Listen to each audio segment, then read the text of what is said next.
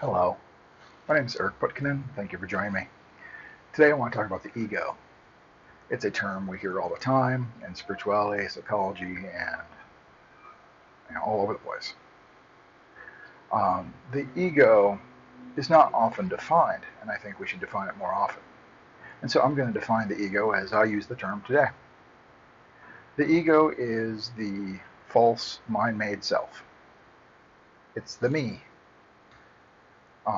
The ego is attached to a center of perception, or the center of perception is identified with. But the ego is the actor, the witness, the thinker, the feeler, the doer. It is, like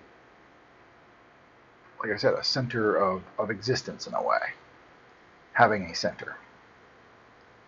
And so self-centered, being self-centered is considered egotistic, but really to have an ego is to have a center of a self. To have some kind of self-center is to have ego. But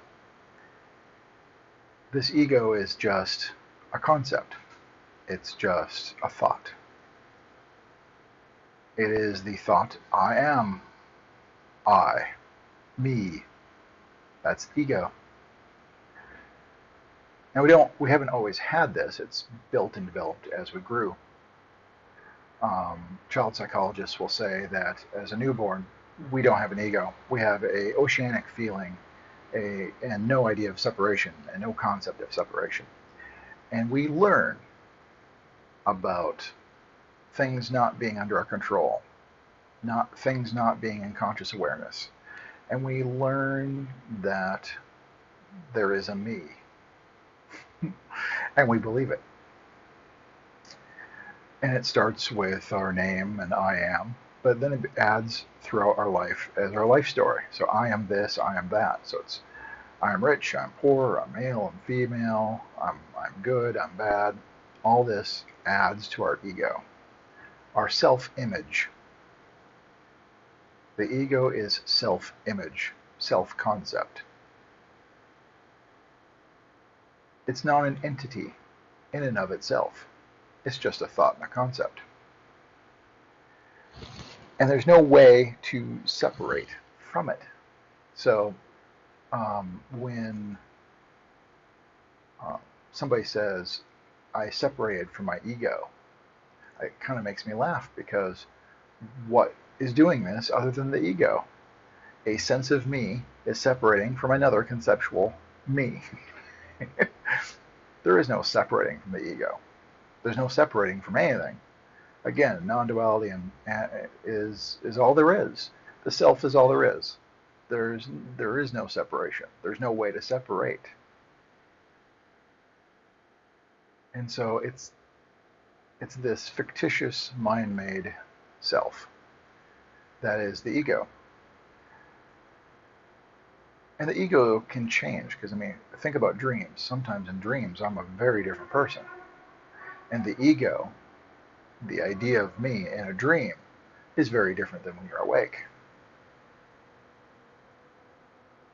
Something to think about. But the ego, because it's a thought and a concept, doesn't really exist. And so when the mind is silent, when you're abiding in silence, in this void, emptiness, when there's no thought, there's no ego. There's awareness. There's existence. You can't deny something is happening. But there's no identity. There's no identifying with it. You can't say that I exist. The I that comes up is ego. There's just existence. Likewise, there's no thinker. There's just thought. The mind, the brain, comes up with lots of thoughts based on our environment and reaction to what's going on, and deeply held concepts and beliefs in the psyche. Thoughts arise. We don't think them, they just arise. And so there's no thinker, just thought. Feeling, there's just feeling. no feeler. There's also no doer. As soon as you try to have an agent, someone who does the thinking, the feeling, the doing, that agent is ego. And so that is what I mean by the ego. And it's fictitious. Fundamentally, it's illusory. It doesn't really exist. It's a figment of your imagination.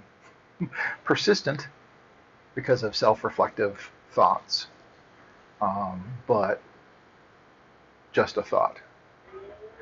But I'm hoping this helps today. So if you have any questions, let me know. But thank you much.